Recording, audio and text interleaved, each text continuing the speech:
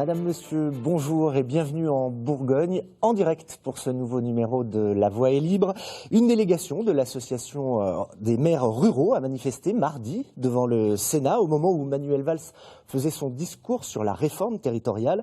Ces élus ont voulu rappeler au Premier ministre que la France n'est pas seulement urbaine, mais qu'elle est aussi rurale. L'occasion pour nous, aujourd'hui, de nous poser la question de l'avenir des communes, petites ou moyennes, et de l'évolution des intercommunalités. Pour cela, 4 élus sont réunis sur ce plateau.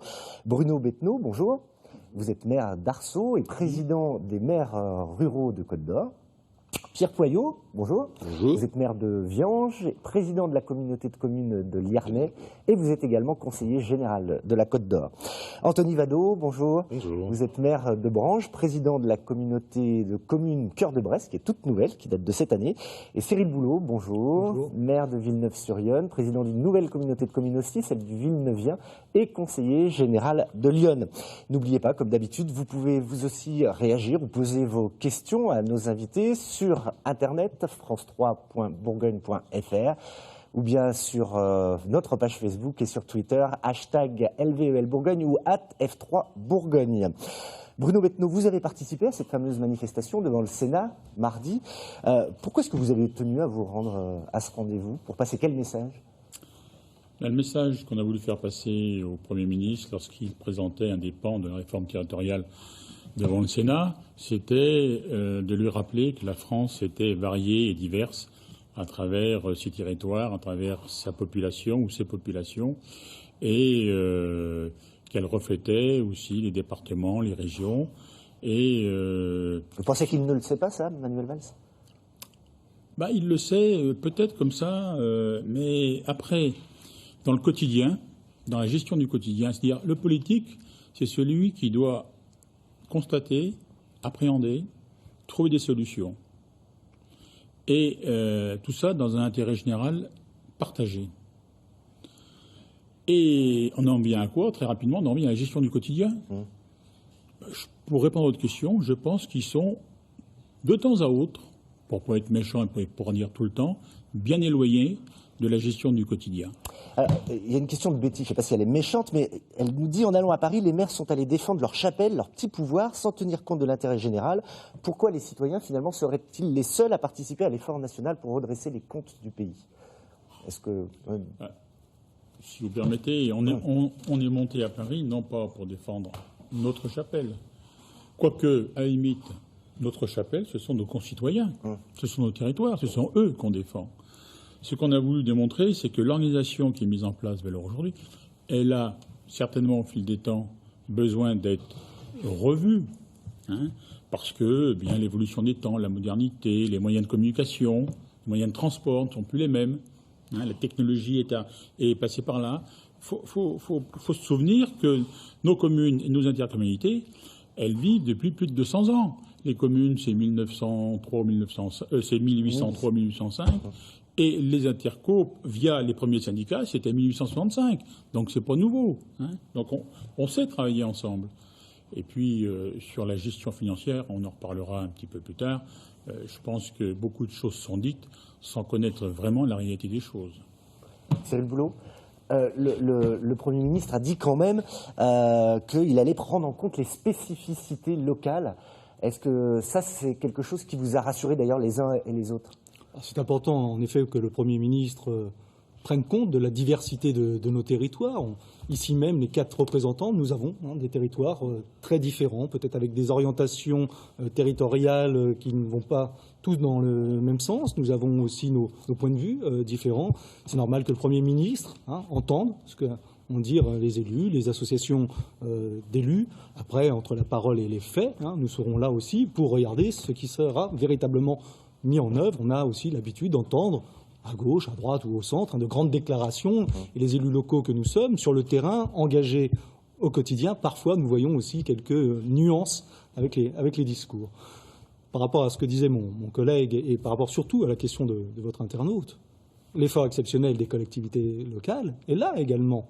Dans le projet de loi de finances sur les 3 ans à venir, plus de 11 milliards d'euros vont être consacrés par les collectivités locales au déficit de l'État et un peu plus de 3,7 millions d'euros dès 2015. Donc on ne peut pas dire que les collectivités locales n'ont pas conscience de l'effort qui leur est également demandé, comme nos contribuables. Ça, c'est une réponse pour Betty. Anthony Vado, comment vous l'avez reçu, ce message du Premier ministre? Ça vous a rassuré ou vous restez inquiet par rapport à l'avenir des territoires Non, ruraux? forcément, dans le discours, il y a toujours des ouvertures et on laisse des discussions. Lorsqu'on parle du seuil minimum pour les communautés de communes, on voit peut-être qu'il y aurait un pouvoir de modulation pour le préfet ou les commissions départementales. Mais par rapport aux dotations, je reprends ce qui a été dit, pour nous c'est une vraie crainte de voir certaines communes qui sont totalement asphyxiées, qui n'auront plus de capacité d'autofinancer des investissements.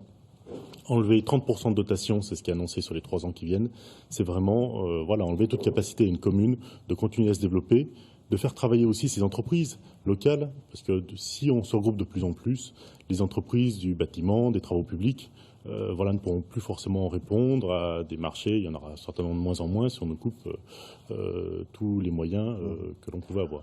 On va y revenir d'ailleurs. Les spécificités locales, finalement, c'est compliqué de définir ce que c'est qu'une spécificité, non, Pierre Poyot? Parce que, d'ailleurs, dans chacune de vos intercommunalités est très différente. Je pense notamment à la vôtre, qui est vraiment en zone très rurale. Tout à fait. Si vous permettez d'avoir 2 mots par rapport à la question de l'internaute, je trouve qu'elle a raison de dire qu'effectivement, on ne peut pas éviter cette question-là. L'effort national, je crois qu'il faut être conscient. Soit on nous dit que la dette, c'est comme Monopoly, c'est-à-dire que c'est fictif, moyennant quoi, effectivement, on peut continuer. Soit c'est une dette réelle, ce qui me semble être le cas. Il faudra bien qu'on trouve des formules. Donc là-dessus, il est normal que tout le monde fasse son autocritique, entre guillemets. Et je pense, on y reviendra peut-être tout à l'heure, sur les moyens financiers des collectivités, qu'il y a matière à discussion. Sur le fond, effectivement, vous avez raison. Moi, je suis dans une intercommunalité, je représente pour le moment une intercommunalité de 2400 habitants, 14 toutes petites communes, sous l'influence d'aucune métropole. Donc des difficultés économiques énormes. Et c'est vrai que si je compare à mes 3 voisins d'ici, on est dans des situations complètement différentes. La vraie question qui est posée derrière tout ça, et on y reviendra sans doute sur la taille des intercommunalités, c'est quel territoire on veut demain. Et si on continue la voie qui est orientée depuis quelques années, depuis, on va dire, la réforme de 2010, j'ai envie de dire, là-dessus, je mettrais les 2 gouvernements dans le même sac, la loi de 2010 et l'actuelle, sauf qu'on a l'impression qu'il y a une espèce de course à l'échalote de celui qui va donner le plus gros chiffre pour les minimums d'intercommunalité. Alors, je ne sais pas si c'est un concours Lépine ou autre, mais c'est quand même un peu différent. Si, au bout du compte, on va vers cette situation-là sans prendre de précautions, vous aurez dans 20 ans plus que les grandes agglomérations, point à la ligne, voire même les très grandes agglomérations. Et ça, c'est quand même une vraie question qu'il faut se poser, parce que derrière tout ça, il y a des enjeux sociaux considérables, et sans aller jusqu'aux difficultés de la grande agglomération parisienne et des départements comme la Seine-Saint-Denis, on sait chacun que dès qu'on concentre les gens, la vie est extrêmement chère, et ça pose des difficultés sociales avec des gens qui ont parfois perdu les points de repère, qui ont des difficultés à se retrouver, avec des chômages galopants, avec des pertes d'identité, et puis derrière tout ça, des problèmes aussi, parce qu'il faut quand même l'évoquer, des problèmes écologiques et de cadre de vie, quand on parle de l'énergie, quand on parle de ces choses-là. Donc tout ça, il faudra qu'on le mette en jeu. Alors, on va quand même rappeler que la réforme territoriale, elle a lieu en plusieurs actes, en fait. Il y a déjà les métropoles qui ont été créées cette année. En ce moment, c'est le redécoupage des régions. Donc, le Sénat a voté pour 15 régions. L'Assemblée nationale avait voté pour 13, mais c'est elle, finalement, qui donnera son dernier mot. Et puis, en fin d'année, sera discutée la nouvelle organisation territoriale de la République, on l'appelle NOTRe, je crois, qui devrait donc clarifier les compétences de chacun. Enfin, j'allais dire, non, c'est un petit peu ce que vous attendez tous, non ? Pierre Bettenot. Bruno, pardon. Bettenot. Oui, non, c'est pas la problématique, c'est bien ça. Nous, les ruraux, on a l'impression qu'on a mis un peu la charrue avant les bœufs, parce qu'on parle de territoire, de découpage, avant de savoir ce que l'on va faire dedans. Alors, je sais bien que le Premier ministre a dit on fait ça en parallèle. Il nous a dit ça l'autre jour au Sénat, on est en train de faire ça en parallèle. Mais il aurait quand même mieux valu se poser la question technique, des compétences, des moyens, qui fait quoi, comment, avec quoi. Mais pour en revenir un peu sur les dotations budgétaires et sur la taille des comités de communes... On va y venir. Alors, je vais faire un point, c'est que ce qui est... la France s'est rebellée en 1972 contre Marcellin, les lois Marcellin. On est aujourd'hui en train de revenir un petit peu dans le cadre un peu de cette image, de cette prérogative de l'État par intermédiaire des pouvoirs exorbitants qui sont donnés ou qui vont être donnés au préfet. Aujourd'hui, ce n'est plus les élus qui vont décider, ils vont décider à la virgule. C'est le préfet qui va dire ceci, cela, etc. Et quand on voudra contrecarrer, eh bien, il faudra qu'on ait une majorité des 2/3 de ceci, de cela, etc. Donc, difficile, c'est pas une décentralisation. On est en train quand même de refaire aujourd'hui une recentralisation par les pouvoirs qu'on donne au préfet. Et puis, quand par exemple on dit, alors en France c'est ça, c'est symptomatique. Je tape très haut. Je dis les communautés de communes, 20 000 habitants. Pourquoi 20 000 On se demande pourquoi 20 000, surtout un an après 5 000. Bon, nous sommes des fantassins. Nous marchons sûrement, mais lentement. Et là, on veut nous faire courir. Ça ne pourra pas marcher. Il faut nous laisser le temps de digérer. Et puis, pourquoi un nombre ? Pourquoi un nombre ?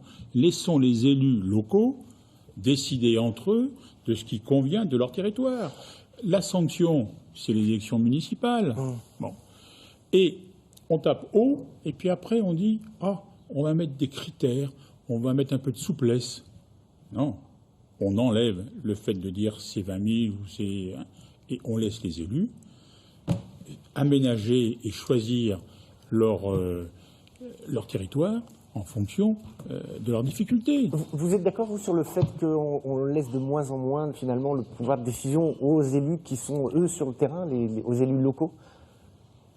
Oui, tout à fait. J'irais même, je vais compléter ce qu'a dit Bruno Bettenot tout à l'heure. Moi, j'ai un peu le sentiment, ça va paraître un peu brutal, mais tant pis, que depuis 2007, donc vous allez comprendre le message, puisqu'il y a 2 septennats, il y en a un qui finit, un autre qui commence. Quinquennat, excusez-moi. Oui, c'est l'atavisme.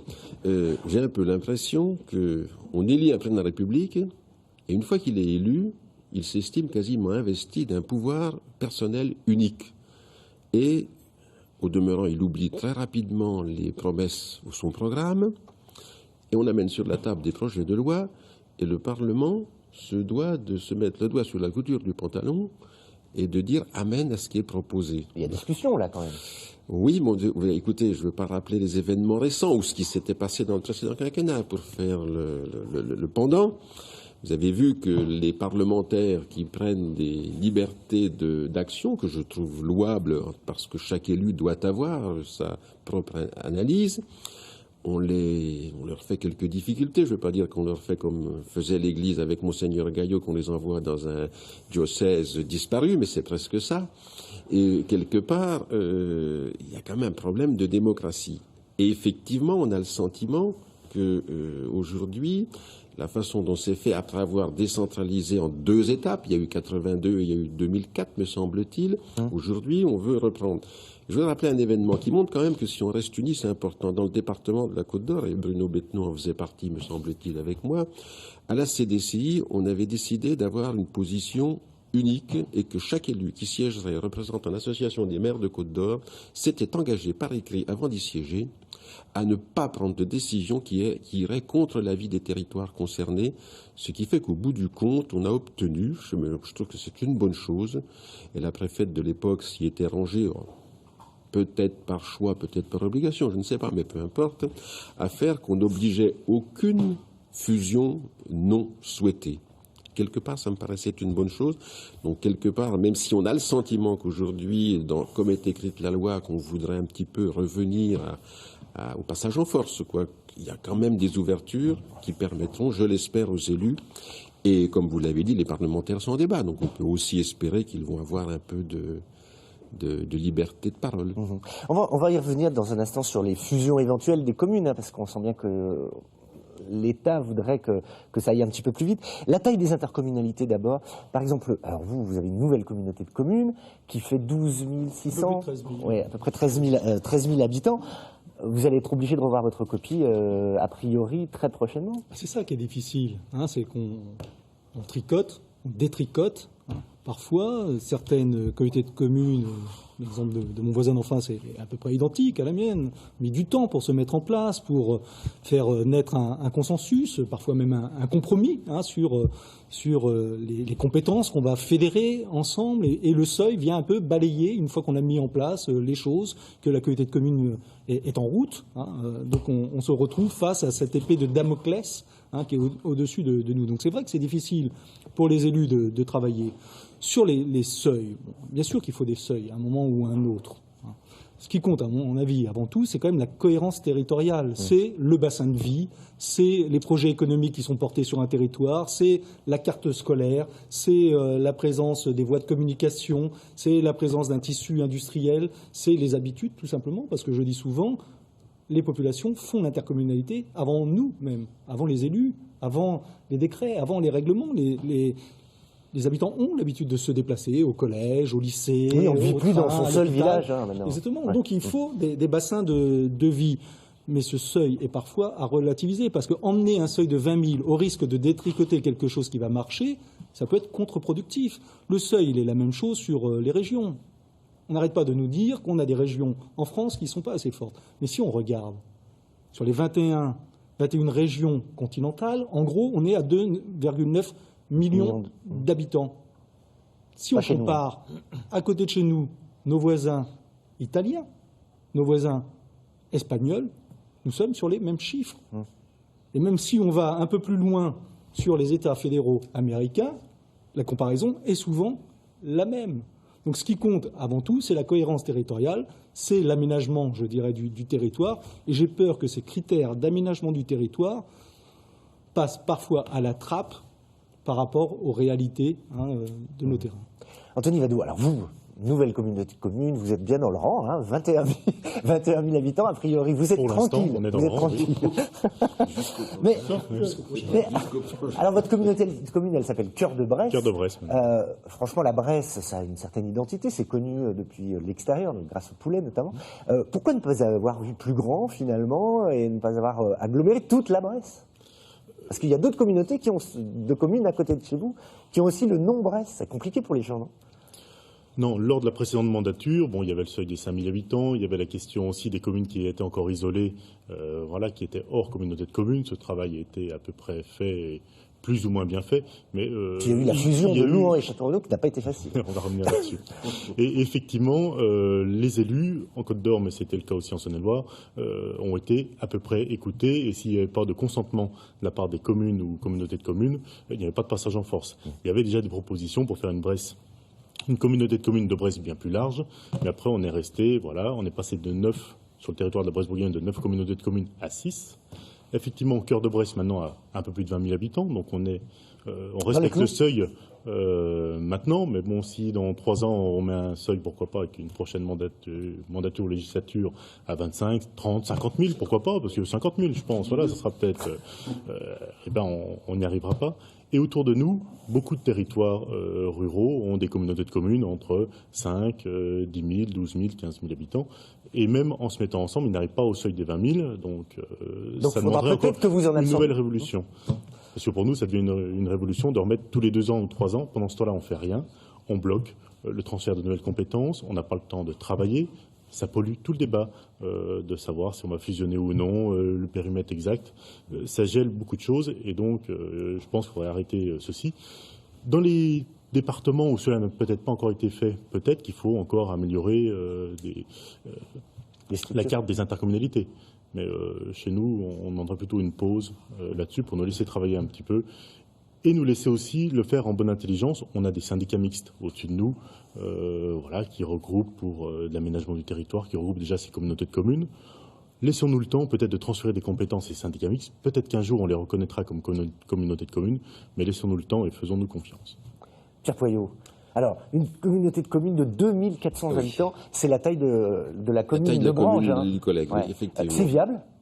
Alors, là-dessus, si vous me permettez quelques minutes. Moi, je pense là-dessus, ça rejoint ce qu'ont dit les collègues, mais plus en détail, il faut absolument que la communauté de communes, elle corresponde à un territoire équilibré. Un territoire équilibré, ça n'a pas la même signification suivant qu'on est sous l'influence de l'agglomération lyonnaise. Je vais titiller un peu mon collègue Bruno, on se connaît depuis longtemps.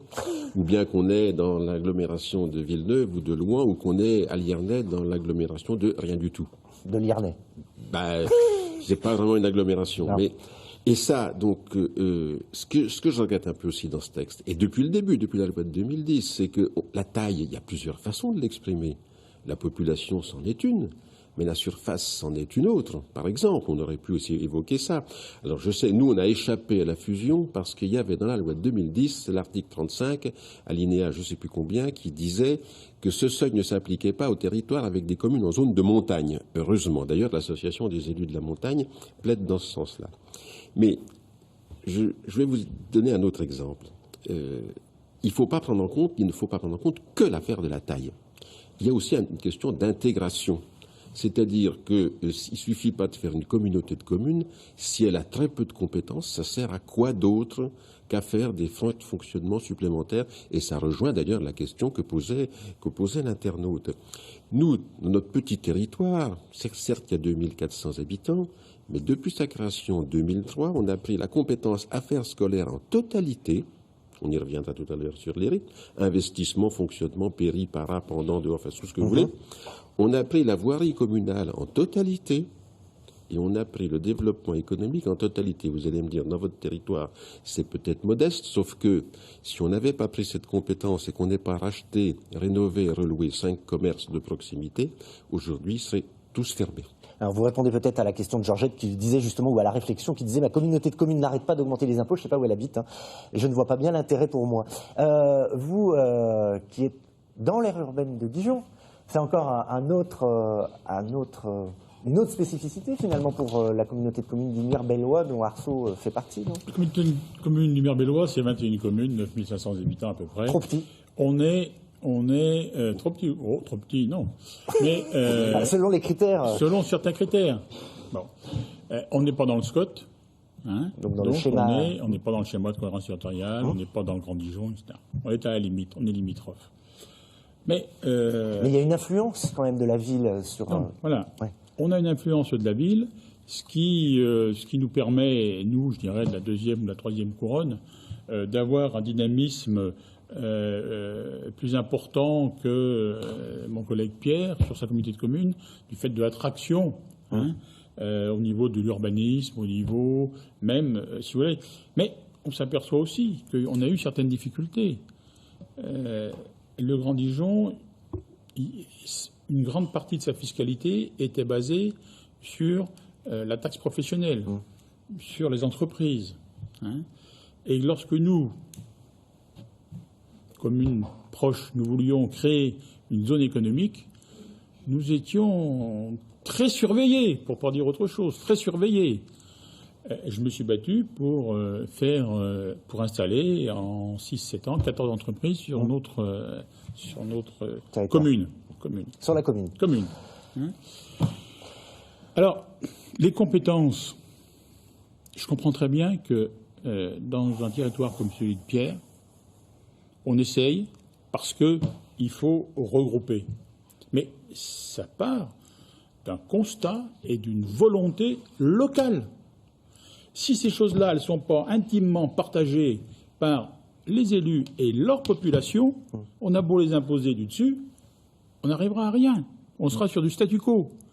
Donc, ce que je dis et je redis, ne parlons pas de seuil minimal, laissons les élus, en fonction de grandes directives. L'État, il donne des directives, et ensuite on s'organise pour essayer d'atteindre ces directives. Voilà. Mais n'imposons rien aux élus. Alors, je vais tenter de vous contredire pour alimenter un peu le débat. Je vous donne la parole, Pierre Poyot. Venons-en justement aux communes elles-mêmes. Parce qu'on a notamment Raymond qui nous dit pourquoi ne pas les supprimer, tout simplement, urbaines ou rurales, et favoriser les structures plus grandes, donc les intercommunalités. On en parle, et réponse d'ici 250 ans, demande-t-il. Mais Vous dites qu'on ne doit pas imposer, mais finalement l'Allemagne, elle l'a fait de façon assez autoritaire de ces dernières années. Elle est revenue de 30 000 communes à 12 000. Discutez avec les Allemands, puis Oui, vous verrez ce qu'ils vous en disent. il n'y a que 8 000 communes en Espagne et en Italie, on n'a que quelques centaines au Royaume-Uni. Est-ce que ce n'est pas une vraie question, finalement, Pierre Poyot? Si vous permettez, je reviens un tout petit peu en arrière sur la question de l'internaute. Ça va pas être long, sur l'histoire des coûts. Moi, je souhaite que là-dessus, on soit transparent. Je voudrais préciser que ma petite communauté de communes, elle fonctionne avec une seule employée administrative 26 heures par semaine. Et j'aimerais bien que l'on fasse, puisque l'objectif, il est quand même affiché au départ, et il est louable, de diminuer la dépense.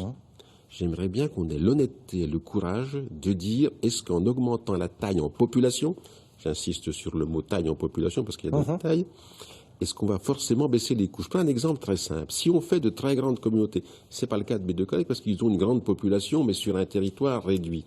Regardez ce qui s'est passé dans le Châtillon. Ce n'est pas une critique, c'est un constat, c'est tout. On a fait une grande communauté de communes. Effectivement, ils ont les 21 000 habitants. Sauf que ça fait un territoire tellement vaste qu'on ne peut pas gérer la vie quotidienne sur un territoire où il y a des habitants qui sont à 60 km du chef-lieu ou presque. Ça veut dire qu'on a conservé, à côté de la communauté de communes qui a sa structure administrative, des CIVOM, pour gérer la voirie en général, des CIVOS, il y en a parfois 2 par petit ancien canton. Tout ça fait des coûts, donc il faudrait bien qu'on ait l'honnêteté intellectuelle de dire, comparons les coûts, et puis on va voir si effectivement, c'est en augmentant les tailles qu'on revient. Je reviens à votre question sur l'évolution des communes. Très rapidement. Moi, j'ai pas d'interdit. Je dis simplement qu'il y a 2 choses à prendre en compte. 1, il faut garder un principe de proximité. C'est-à-dire que si on fait des communautés de communes qui, demain, je le dis, moi, sans état d'âme, dans des territoires comme le nôtre, géreront l'essentiel de la vie quotidienne parce que la taille des petites communes fait qu'on ne peut pas faire autrement. Il ne faut pas que le chef-lieu soit distant de plus de... J'ai toujours fixé 15 km. Si vous êtes à plus de 15 km du lieu où se décide, où se gère votre vie quotidienne, l'école, le collège, la poste, le médecin, le pharmacien, enfin tout ce que vous allez mettre derrière, les commerces de proximité, excusez-moi, quel serait l'avenir d'un territoire qui serait plus éloigné que ça? Donc quelque part, moi je dis les communes, ça fait partie de notre histoire, il faut sans doute les garder sur le plan de l'image, il faut par contre que le statut évolue, que le préfet de la Côte d'Or envoie les mêmes courriers au maire de Viange, 45 habitants, 50 habitants, et au maire de Dijon, il y a peut-être un peu des aménagements à trouver dans le fonctionnement et une évolution. Anthony Vadot, sur ce point-là, est-ce qu'il faut les garder, les communes? Vous qui êtes à la fois maire et président de communauté de communes, quel regard vous avez là-dessus? Relativement rapidement, parce qu'on va s'interrompre pour le journal, et puis je vais donner aussi la parole à M. Boulot. Les gens sont très attachés à leur commune.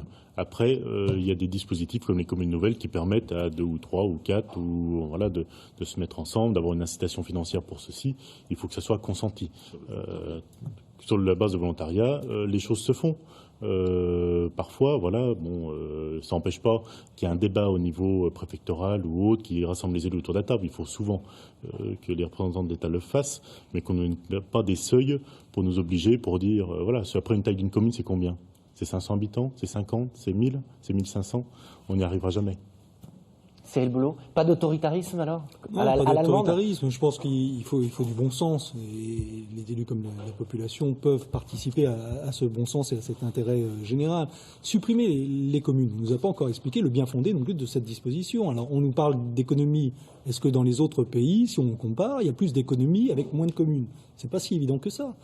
On le rappelle, c'est quand même l'échelon de proximité. Et on a une petite tendance à oublier qu'en zone rurale, c'est aussi le maintien du service public au plus près des habitants. Donc supprimer les communes qui font participer à la vie des villages, on risque d'avoir un phénomène encore pire de désertification rurale. Je suis aussi favorable aux coopérations. Évidemment qu'il faut des directives, sinon on aurait encore des communes isolées et peut-être que l'intercommunalité ne se serait pas mise en marche. Des villages gaulois. Allez. Et on serait des villages, comme le dit Pierre, des villages gaulois. Allez, on en reparle dans quelques minutes. On continue cette discussion. Là, on va faire une courte pause pour prendre connaissance de l'actualité à la mi-journée. Le flash régional est présenté ce midi par Elsa Bezin. À tout de suite.